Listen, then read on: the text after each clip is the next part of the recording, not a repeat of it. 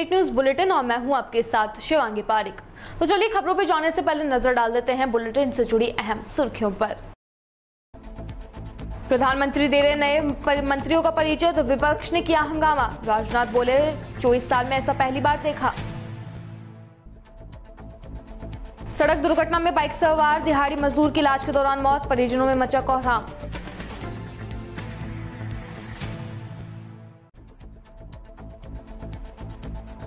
भाजपा राष्ट्रीय महासचिव कैलाश विजयवर्गीय का बड़ा बयान, कहा पेट्रोल व डीजल के दामों के बढ़ने का मुख्य वजह कांग्रेस।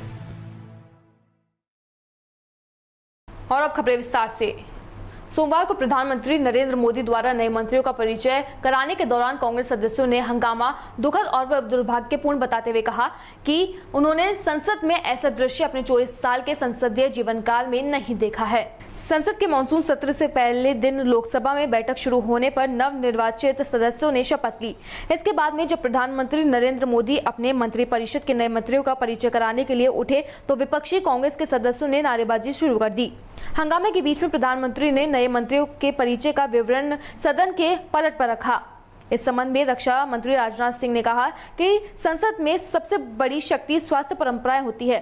संसद की ये स्वास्थ्य परंपराएं संविधान एवं संसद नियमों पर आधारित होती है और संसद की स्वस्थ परंपराओं को बनाकर रखना सत्ता पक्ष और विपक्ष सभी की जिम्मेदारी है। उत्तर प्रदेश में 2022 में होने वाले विधानसभा चुनाव के मद्देनजर कांग्रेस पार्टी में तैयारियां जोर पकड़ती नजर आ रही है। तो वहीं कांग्रेस कोषाध्यक्ष डॉक्टर राशिद चौधरी के आवास पर कांग्रेस कमेटी के कार्यकाल की एवं कार्यालय का उद्घाटन भी किया गया है। कांग्रेस कमेटी जिला आगरा में 2022 में होने वाले विधानसभा चुनाव के मद्देनजर केदारनगर में आने वाले चुनाव की रणनीति तैयार की जाएगी और क्षेत्र में रहने वाले लोगों को कांग्रेस पार्टी के से जोड़ने का भी प्रयास किया जाएगा। केदारनगर स्थित कार्यालय पर एक मीटिंग का आयोजन किया गया, जिस संबंध में जिला अध्यक्ष राघवेंद्र मीनू एवं डॉक्टर राशिद चौधरी के द्वारा किया गया था। मेरा नाम अजहर वारसी, कोष अध्यक्ष शहर कांग्रेस कमेटी आगरा था। आज यहाँ कार्यालय पर मीटिंग रखी गई है, तो इसमें क्या कुछ चुनावी तैयारियों के बारे में बातें की? आज यहाँ पर मीटिंग रखने का एक तो सबसे बड़ी खुशी की बात यह है कि सबसे पहले मैं बधाई देना चाहता हूँ डॉक्टर राशिद चौधरी साहब को, जिन्होंने आगरा में एक भी कार्यालय जो नहीं था उन्होंने एक कार्यालय यहाँ पर उद्घाटन करके पूरे आगरा शहर कांग्रेस कमेटी को, जिला कांग्रेस कमेटी को दिया है। पूरे चुनाव में 2022 का जब तक चुनाव संपन्न नहीं होता है और कोई भी प्रत्याशी अगर यहाँ इस सीट से खड़ा होता है तो उसके लिए इन्होंने निःशुल्क सेवा और जो भी वार्ड स्तर पर अपना यहाँ काम करना चाहता है, कोई भी कमेटी की मीटिंग करना चाहता है, कोई भी अपनी जनता जिस क्षेत्र की समस्या लेके आती है उसके निवारण के लिए इन्होंने एक बहुत ही अच्छी यहाँ पर पहल की है। उसके लिए मैं इनका अभिवादन करता हूँ, स्वागत करता हूँ। और दूसरी चीज़ ये है कि हम यहाँ पर संगठन मजबूत करने के लिए जो गेट टुगेदर करने के लिए यहाँ पे 30 से 40 लोग जो बुलाए गए हैं उनको आपस में जोड़ने के लिए और उनकी कांग्रेस की नीतियाँ बताने के लिए, अवगत कराने के लिए हमने एक मीटिंग यहाँ पर आयोजित की। आयोजन यहाँ पर आगे भी किया जाएगा? बिल्कुल किया जाएगा। जिस तरह से डॉक्टर राशिद चौधरी साहब ने यहाँ पे एक कार्यालय परमानेंट ओपन कर दिया है, जिसमें यहाँ पे 2 व्यक्ति परमानेंट रहेंगे कंप्यूटर पर और सुबह 10 से लेकर शाम को 7 बजे तक का टाइम उन्होंने नियुक्त किया है, तो उसके लिए बहुत अच्छी बात है। धन्यवाद। मैं राघवेंद्र सिंह, जिलाध्यक्ष कांग्रेस कमेटी आगरा से हूँ। आज ये मीटिंग रखी है, इसका क्या अर्थ है? आज कार्यकर्ताओं की एक बहुत छोटी मीटिंग विधानसभा स्तर पर रखी गई है। यहाँ पे जिले का और शहर का कोई भी नहीं है और मीटिंग का मकसद सिर्फ ये था कि हम लोग कितने लोग वार्ड में काम कर रहे हैं, कितने हमारे वार्ड अध्यक्ष हैं, कितने हम लोगों ने पार्षद पहले लड़ाए, कितने पार्षद हमने उससे पहले लड़ाए, कितने हमारे साथ एक्टिव हैं, कितने एक्टिव नहीं हैं और आगे वाली जो रणनीति हम बनाना चाह रहे हैं वो ये है कि हमारे कितने वोट हैं और कितने वोट कट चुके हैं। मेन मकसद हमारा यही था। दूसरी चीज़ ये थी कि जैसे हम लोगों के पास में कार्यालय की थोड़ी सी कमी थी, तो कार्यालय पूरे शहर का, पूरे ज़िले का, पूरे कार्यकर्ताओं का पूरा कार्यालय अगर कोई यूज़ करना चाहता है, चाहे जिला यूज़ करना चाहता हो, शहर यूज़ करना चाहता हो या कोई वार्ड का अध्यक्ष भी अपनी मीटिंग यहाँ पे लेना चाहता हो तो यहाँ पे आके अपनी मीटिंग ले सकता है। यहाँ पे पूरा स्टाफ बैठेगा, जिसमें एक टाइपिस्ट होगा, एक चपरासी होगा और एक आपके साथ में पार्टी के 1-2 लोग वर्कर यहाँ पे हमेशा मौजूद रहेंगे। क्या दूसरी पार्टियों की तरह भी कांग्रेस पार्टी बिजली और पानी फ्री देगी चुनाव जीतने के बाद? देखिए, किसानों के लिए तो पहले भी हम लोग बिजली माफ़ कर चुके हैं और रही इसकी बात जो हम लोग डोमेस्टिक में काम कर रहे हैं तो बिजली की कुछ यूनिट, जैसे दिल्ली में 100 यूनिटें फ्री हैं तो उस बिजली की यूनिटें या 300 यूनिट फ्री करने का काम कांग्रेस पार्टी करेगी, उसके बाद में जो भी बिल लगेगा वो बिल दिया जाएगा। और जो गरीब जनता है, जो बीपीएल कार्ड धारक है या आपके लेबर कार्ड जिनके पास में है, जो गरीबी रेखा से नीचे है, उन लोगों के लिए बिजली फ्री देने का काम कांग्रेस करेगी। अभी इसका एजेंडा हम लोगों के पास आया नहीं है। एजेंडा हमारे पास बहुत बड़ा है, बहुत सारे उसमें क्या कहते हैं योजनाएं हैं जो कांग्रेस अभी लॉन्च करने वाली है माननीय प्रियंका जी के माध्यम से। और कुछ चीज़ें ऐसी हैं जो जनता को रिलीफ देने के लिए हम लोग बोल रहे हैं, जो आगे जनता के काम आएंगे। मेरा नाम मोहम्मद नासिर अब्बास एडवोकेट है। आज यहाँ पर सबसे हर्ष की बात यह है कि जिला कांग्रेस का एक कार्यालय का उद्घाटन हुआ है, जो हमारे पास काफ़ी समय से कमी आ रही थी कार्यालय की। वो कार्यालय आज खुल चुका है, जिस पर्पज़ से एक इंट्रोडक्शन के तौर पे भी और उद्घाटन के तौर पे मीटिंग रखी गई। मैं डॉक्टर राशिद चौधरी, जिला कोषाध्यक्ष, जिला कांग्रेस कमेटी आगरा से। यहाँ कांग्रेस कार्यालय पर किस तरह से मीटिंग रखी है? यहाँ पर कैडर मीटिंग है, यह चुनावी कार्यालय है और जिला कांग्रेस कमेटी और शहर कांग्रेस कमेटी का कार्यालय है। यहाँ पर केवल यहाँ पर इसलिए बुलाए गए हैं सभी लोगों को कि कौन कौन जो कि बूथ स्तर पर काम कर रही है कांग्रेस कमेटी, कहाँ पर जितने कार्यकर्ता जुड़े हैं उन सभी से बिहार के बेगूसराय में एक दिहाड़ी मजदूर की सड़क दुर्घटना में उस समय मौत हो गई जब वह अपने बाइक पर सवार होकर बेगूसराय से साहिबपुर कमाल जा रहा था। मौत की खबर मिलते ही मृतक के परिवारजनों के अंदर कोहराम मच गया। घटना नगर थाना क्षेत्र के महमदपुर स्थित NH 31 की बताई जा रही है। मृतक की पहचान साहिबपुर कमाल थाना क्षेत्र के 83 टोला वार्ड संख्या 5 सना के रहने वाले मोहम्मद शाह का लगभग 40 वर्षीय पुत्र मोहम्मद अलाउद्दीन के रूप में बताई जा रही है। परिजनों ने बताया कि बीती रात वह किसी काम से बेगूसराय गया था और काम पूरा होने के बाद में लौटकर वह घर जा रहा था। तभी महमदपुर स्थित NH 31 पर अज्ञात वाहन ने जबरदस्त टक्कर मार दी, जिससे वह गंभीर रूप से घायल हो गया। आनंद फानन में स्थानीय लोगों ने पुलिस की मदद से घायल को इलाज के लिए सदर अस्पताल में भर्ती कराया, जहां इलाज के दौरान उसने दम तोड़ दिया। फिलहाल स्थानीय पुलिस ने शव को कब्जे में लेते हुए पोस्टमार्टम की प्रक्रिया में जुट गई है।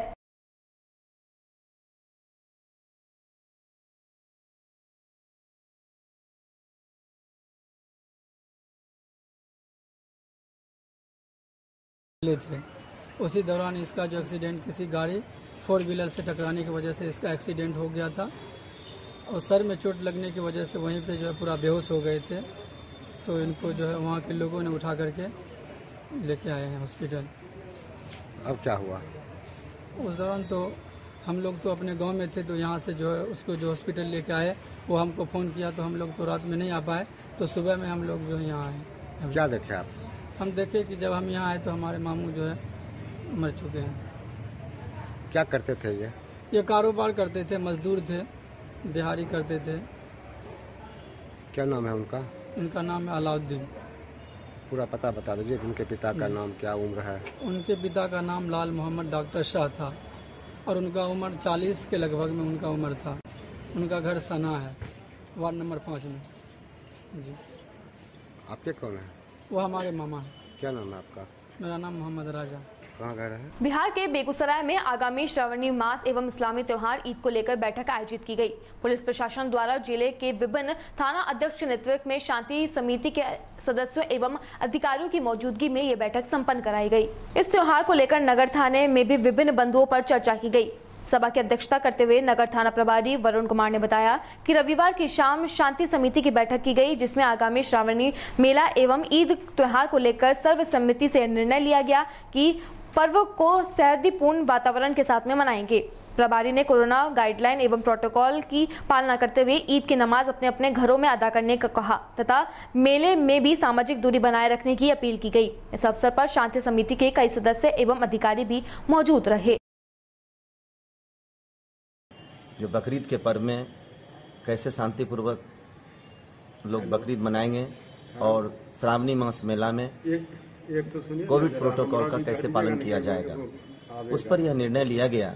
सर्वसम्मति से यह निर्णय आया जो बकरीद के पर्व में सभी हमारे अल्पसंख्यक भाई, चाहे हमारे मुस्लिम भाई समुदाय के जितने भी लोग हैं, मस्जिदों में नमाज की अदायगी ना करें और उसका सोशल डिस्टेंस का पालन करते हुए अपने अपने घरों में ही नमाज की अदायगी करें और बकरीद का जो पर्व है हर्षोल्लास के साथ, भाईचारे के साथ, सौहार्द वातावरण में अपने अपने घर में भी मनावें।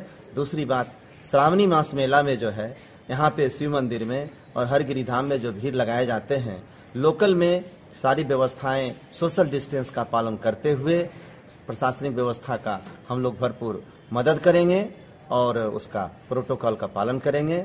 मैं सुबोध कुमार झा, अधिवक्ता सचिव नागरिक सुरक्षा समिति बेगूसराय। की बैठक में थाना प्रभारी महोदय और हम लोग इनके जो गाइडलाइन हैं, जो सरकार का गाइडलाइन है कोरोना प्रोटोकॉल का, उसका पालन करेंगे, पालन करवाएंगे, पालन करवाने में सहयोग करेंगे। और बेगूसराय में तो इस तरह की कोई खतरा कभी रहता ही नहीं। यहाँ का तो एक जो इलाका है वो पूरे देश में एक मिसाल ही कायम होती है कि बेगूसराय पहला जगह है जहाँ सभी लोग, सभी वर्ग के लोग आपस में मिलजुल कर सभी त्यौहार को मनाते हैं और ऐसा ही किया जाना है। इसी में हम लोग भी सहयोग करेंगे। डॉक्टर एहतिशामुल हक अंसारी, मजदूर नेता। बैठक में श्रावणी मेला और आने वाला बकरीद को लेकर शांति समिति की बैठक की गई। इसमें सद्भावनापूर्ण माहौल में मनाने का लोग बीड़ा उठाया है और मुझे आशा है कि सब लोग शांतिपूर्ण माहौल में आने वाला पर्व को मनाएंगे। और इस बीच जो हम लोगों के बीच एक बहुत बड़ी समस्या है, माने जो कोरोना प्रोटोकॉल का पालन, कोरोना प्रोटोकॉल का इस कोरोना प्रोटोकॉल का पालन करना आवश्यक है। भीड़ भाड़, सोशल डिस्टेंसिंग लोग मेंटेन करेंगे, एक जगह भीड़ इकट्ठा नहीं होगी। सब लोग अपने घर में हर्षोल्लास से अपना अपना पर्व मनाएं, कहीं भीड़ न रखें, भीड़ न लगावें और यही संदेश देना चाहिए। अपना भावना जो खबर पावटा से, जहां पर लोकसभा सांसद और पूर्व मंत्री राज्यवर्धन सिंह राठौर का भाजपा पूर्व प्रदेश महामंत्री कुलदीप धनखड़ व भाजपा विराटनगर पूर्व विधायक डॉक्टर फूलचंद भिंडा के नेतृत्व में बड़ी संख्या में भाजपा कार्यकर्ताओं ने सांसद व पूर्व मंत्री का स्वागत किया। इस दौरान कर्नल राज्यवर्धन सिंह राठौर का कहना था कि कार्यकर्ता पार्टी की रीढ़ होते हैं, उनका मान और सम्मान सदैव आवश्यक होता है। साथ ही कर्नल राज्यवर्धन का कहना था कि केंद्र की मोदी सरकार पार्टी के कार्यकर्ताओं के सम्मान के लिए सदैव तत्पर रहती है और केंद्र में प्रधानमंत्री नरेंद्र मोदी के नेतृत्व में देश और जयपुर ग्रामीण निरंतर तरक्की कर रहा है। इसमें सभी कार्यकर्ताओं का सहयोग भी है। केंद्र की मोदी सरकार की नीतियों को लोगों तक पहुंचाने का कार्य कार्यकर्ता भली भांति रूप से कर सकते हैं और प्रधानमंत्री नरेंद्र मोदी के सुनहरे हिंदुस्तान का सपना साकार भी कर सकते हैं।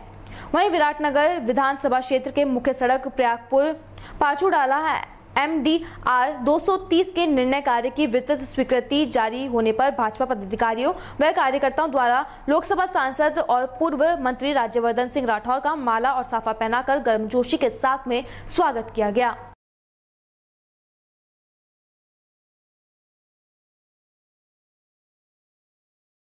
स्पष्ट है मेरे लिए कि जहां जहां सरकार है वहां वो सरकार सोच समझ के कदम उठा रही है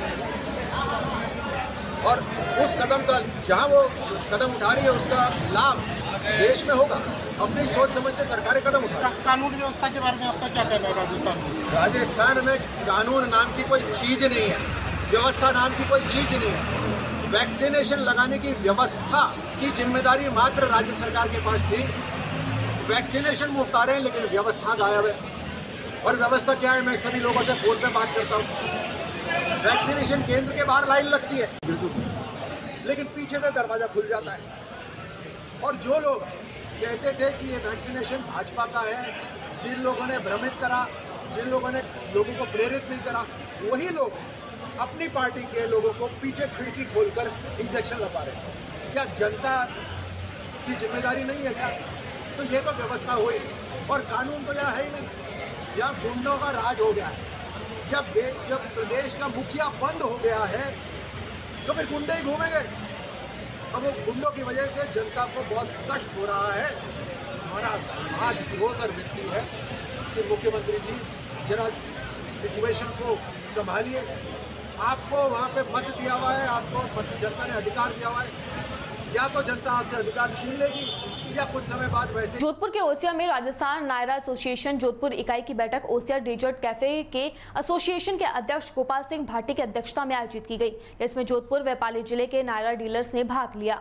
बैठक में एसरार से नायरा के ब्रांडिंग का खर्चा नहीं देने का प्रस्ताव पारित करते हुए अनेक मुद्दों पर चर्चा की गई, जिसमें मुख्य मुद्दा कंपनी द्वारा लगाए जाने वाले फाटा चार्ट हटाने और डीलर की गाड़ियों को प्राथमिकता देने व ROI को पहले की तरह शुरू करने तथा गाड़ियों का क्लबिंग एरिया बढ़ाने सहित अन्य मुद्दों पर भी चर्चा की गई।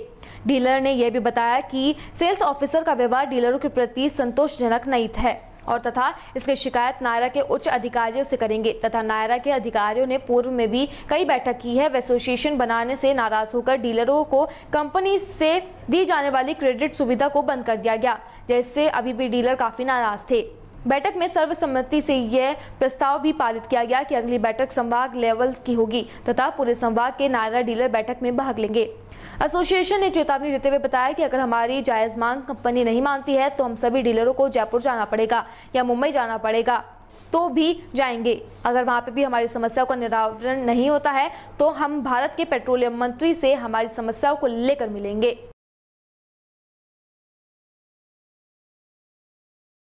में Rajasthan Nayara petroleum dealer association Jodhpur इकाई की बैठक रखी गई, जिसमें सभी डीलरों ने विभिन्न समस्याओं रखी और उसके अलावा जो सबसे बड़ी समस्या है वो ब्रांडिंग चेंज करने की है, जिसमें सभी ने एक मत पर ब्रांडिंग चेंज करने पर असहमति जताई और विभिन्न समस्याओं पर चर्चा करके आगे प्रेस नोट जारी किया गया। और मध्य प्रदेश के जबलपुर से जहां पर पेट्रोल डीजल की महंगाई को लेकर भाजपा राष्ट्रीय महासचिव ने बड़ा बयान जारी करते हुए कहा कि ये देन कांग्रेस की है। भाजपा राष्ट्रीय महासचिव जबलपुर पहुंचे हैं। वहां पहुंचकर मीडिया से चर्चा करते हुए उन्होंने कहा कि पेट्रोल और डीजल के दामों की बढ़ने की मुख्य वजह कांग्रेस है, क्योंकि कांग्रेस ने ही पेट्रोल और डीजल के दामों को अंतर्राष्ट्रीय बाजार से जोड़ा था। इसके चलते अब पेट्रोल और डीजल अंतर्राष्ट्रीय बाजार के हिसाब से घटता और बढ़ता है। कैलाश विजयवर्गीय का कहना है कि जब पेट्रोल और डीजल की नीति कांग्रेस ने बदली थी तब अब कांग्रेस को आंदोलन करने की जरूरत नहीं है, उसका आंदोलन नौटंकी है। हालांकि कैलाश विजयवर्गीय यह नहीं बता पाए कि बीते 7 सालों से देश में भारतीय जनता पार्टी की सरकार है तो फिर नीति क्यों नहीं बदली गई है।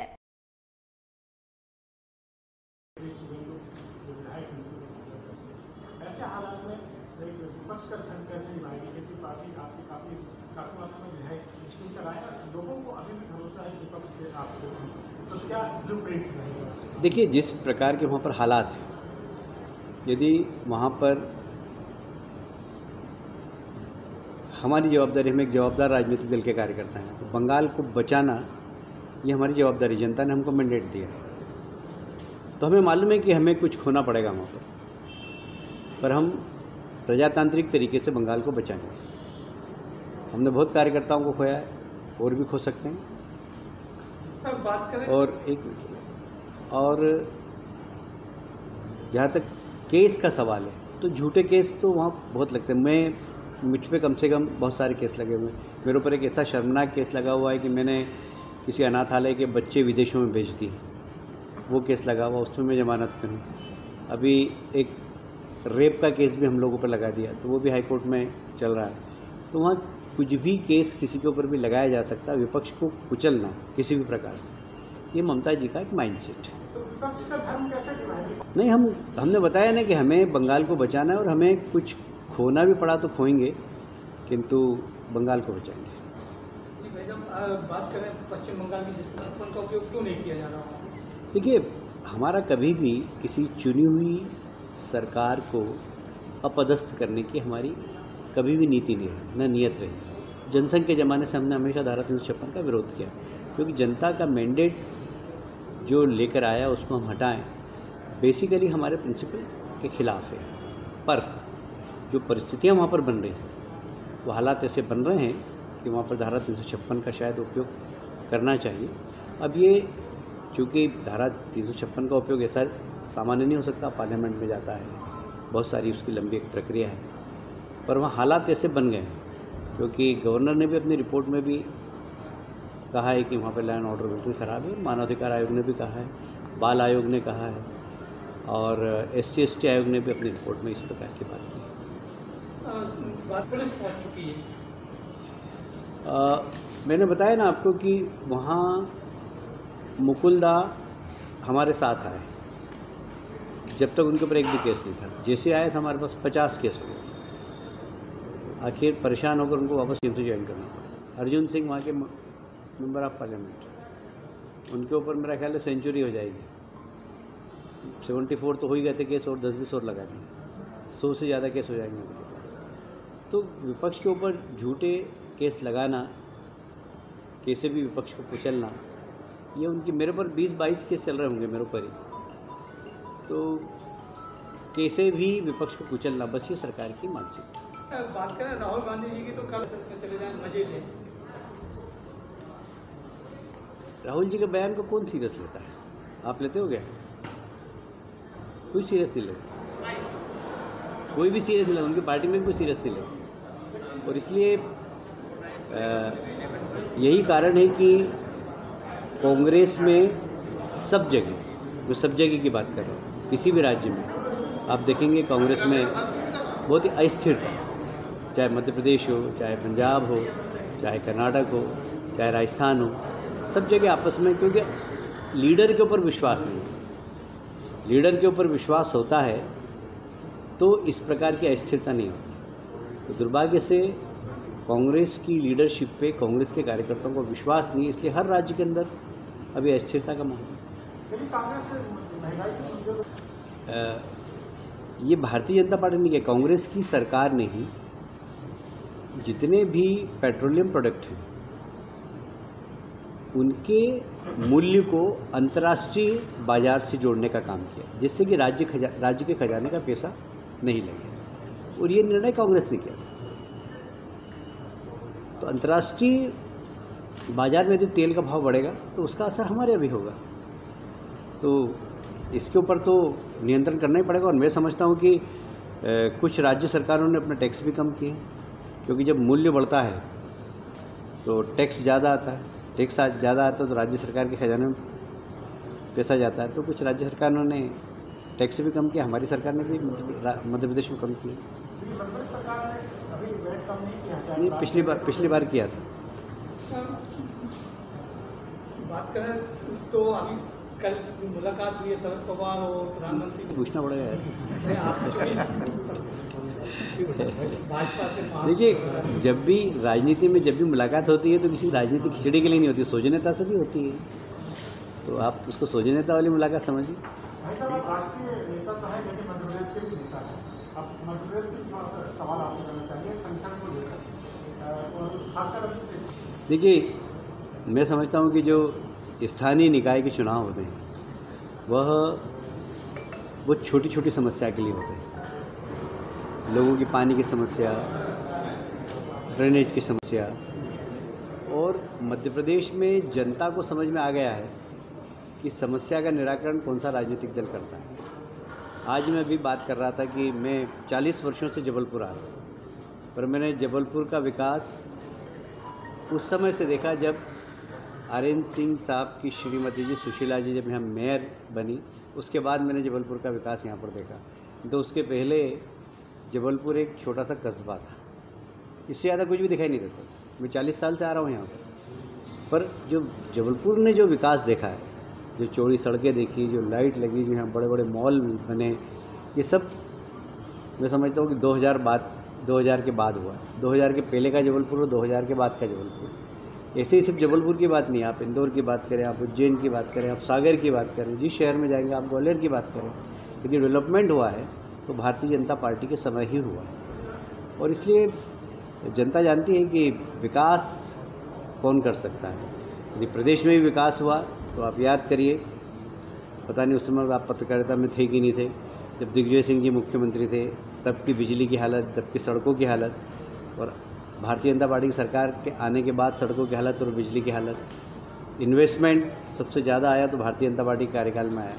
तो ये सारी चीज़ें हैं, इसलिए लोग अब समझदार हो गए और मुझे उम्मीद है कि नगर निकाय के चुनाव होंगे तो एक बार सब जगह फिर भारतीय जनता पार्टी जीतेगी।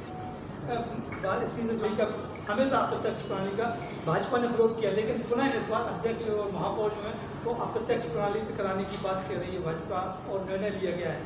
ऐसा कोई निर्णय नहीं, ऐसा कोई निर्णय नहीं हुआ। कांग्रेस का निर्णय पड़ा हुआ है। अभी भारतीय जनता पार्टी ने इस प्रकार का कोई निर्णय नहीं लिया। नहीं, बीच की बात करें तो बीच में ये करना पड़ेगा, तैयारी करके निकलना है। अच्छा, तो आप बात करें, एयरपोर्ट जाना आपका। विष्णु जी दिल्ली जा रहे हैं, पार्लियामेंट चल रहा है। अप्रत्यक्ष प्रणाली से महापौर और अध्यक्ष के चुनाव के लिए लेके आए थे, जिसका विरोध भाजपा ने किया था। उसके बाद भाजपा सरकार आई तो उन्होंने इसको बदल दिया था और एक नई प्रक्रिया लेके आए थे कि भाई जो जनता से चुने हुए महापौर और अध्यक्ष होंगे, लेकिन पुनः इस बार अप्रत्यक्ष प्रणाली से चुनाव करवाने की बात। ऐसा कोई निर्णय नहीं हुआ, मेरी जानकारी में तो नहीं है। मेरी जानकारी में तो नहीं है। भूपेश जी ने कहा, रेलवे प्रशासन मंत्री ने सागर में प्रेस कॉन्फ्रेंस में क्या कहा कि महापौर अध्यक्ष पार्षद चुनेंगे। अभी जो कांग्रेस ने बदल के गए, इसलिए अभी इस परिस्थिति होगी। मेरा ख्याल है जब मध्य प्रदेश आयुर्विज्ञान विश्वविद्यालय में पास फेल के मामले में जबलपुर पहुंचे चिकित्सा एवं शिक्षा मंत्री विश्वास सारंग ने कहा कि मेरी नोटशीट पर ही कार्रवाई हो रही है। मैं विश्वास दिलाता हूं कि गड़बड़ी करने वालों को बख्शा नहीं जाएगा। एक सवाल के जवाब पर चिकित्सा मंत्री ने कहा कि कोई भी हो, सबकी जांच होगी। मालूम हो कि मध्य प्रदेश आयुर्विज्ञान विश्वविद्यालय में पास फेल का खेल उजागर होने के बाद में सर्जरी जारी है। धांधली उजागर करने वाले प्रभारी कुल सचिव को हटाए जाने के बाद में अब उप कुल सचिव डॉक्टर आर.पी. पांडे की नियुक्ति के प्रति सेवा भी तत्काल प्रभाव से वापस ले ली गई है। तो वहीं मेडिकल विश्वविद्यालय में फेरबदल का आलम यह है कि वर्तमान में कुलपति सहित 3 लोग ही पुराने लोगों में बचे हुए हैं। चिकित्सा मंत्री ने कहा कि प्रदेश में तीसरी लहर न आए, इसके प्रयास जारी है। इसके बावजूद तीसरी लहर आती है तो उससे निपटने के लिए सारी तैयारियां हैं। प्रदेश सरकार की कोशिश है कि तीसरी लहर आए उससे पहले ही लोग सचेत हो जाएं, साथ ही वैक्सीनेशन का काम भी पूरा हो जाए। एक सवाल के जवाब पे उन्होंने कहा कि वैक्सीन की कोई कमी नहीं है, बस ये बात जरूर है कि एक दिन में जरूरत से ज्यादा वैक्सीन हो रहा है। तो वहीं कुछ समस्या भी बन रही है जिसे जल्द से जल्द दूर किया जाएगा।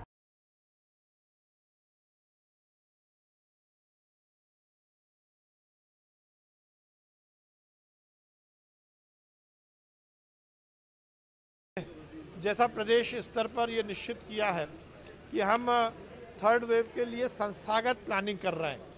आज मैंने निर्देश दिया है कि मेडिकल कॉलेज की भी एक प्लानिंग और प्रोजेक्शन की रिपोर्ट तैयार की जाएगी कि थर्ड वेव में हमें किस ढंग से बिस्तरों को बढ़ाना है, किस ढंग से पीडियाट्रिक डिपार्टमेंट को स्ट्रेंथन करना है, पीडियाट्रिक पीकू पीडियाट्रिक आईसीयू का निर्माण करना है, हेल्थ वर्कर की पैरेलल फोर्स तैयार करने के लिए ट्रेनिंग आयोजित करना है, दवाइयों का प्रोक्योरमेंट समय पर हो सके इसकी पूरी व्यवस्था करना है, ये सुनिश्चित करना है कि जो बच्चे यहाँ भर्ती होंगे उनकी पेरेंट्स को रुकने की भी व्यवस्था हम कर सकें, और ये भी सुनिश्चित करना है कि वो बच्चे जो होम आइसोलेशन में रहेंगे उनके पेरेंट्स की प्रॉपर ट्रेनिंग हम कर सकें।